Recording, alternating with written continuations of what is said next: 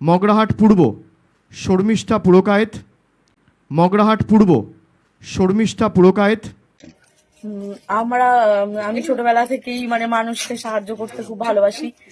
আর আমার বাপের বাড়ির ফ্যামিলি, সেখানেও মানে আমার যারা ফ্যামিলিতে আছে, আমার বাবা, আমার কাকা, জ্যাঠা সবাই তৃণমূল কংগ্রেস করেন। ওরা শুরু থেকেই তৃণমূল কংগ্রেস করেন এবং সৌভাগ্যক্রমেও আমি যেখানে এসে বিয়ে হয়েছে সেখানেও আমাদের মানে তৃণমূলের জন্মলগ্ন থেকেই আমার কাকা শ্বশুর উনি প্রার্থী ছিলেন তৃণমূলের একজন।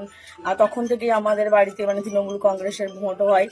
আর দল আমাকে এর আগেও সুযোগ দিয়েছিলেন। আমি 2018 সালে প্রথম তৃণমূল কংগ্রেসের পক্ষ থেকে আমাদের মগরাহাট পশ্চিম গ্রাম পঞ্চায়েতে প্রধান নির্বাচিত হই এবং তারপরেও আমি দ্বিতীয়বারের জন্য প্রধান নির্বাচিত হয়েছি।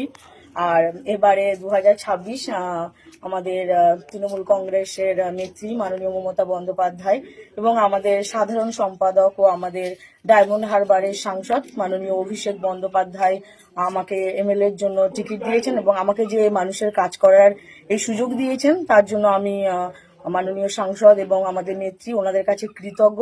আশা করি ওনারা যে ভরসা নিয়ে আমাকে এই সুযোগটা দিয়েছেন আমি ওনাদের ভরসা রাখবো এবং তৃণমূল কংগ্রেসের নীতি অনুযায়ী কাজ করব। আর এই ব্লকে যাতে তৃণমূল কংগ্রেসের মর্যাদা এবং তৃণমূল কংগ্রেসের গৌরব আরো উন্নত হয় এবং মানুষ তৃণমূল কংগ্রেসের হাত ধরে আরো সুযোগ সুবিধা পায়। আর সেই চেষ্টা করে যাব আমি ভবিষ্যতে।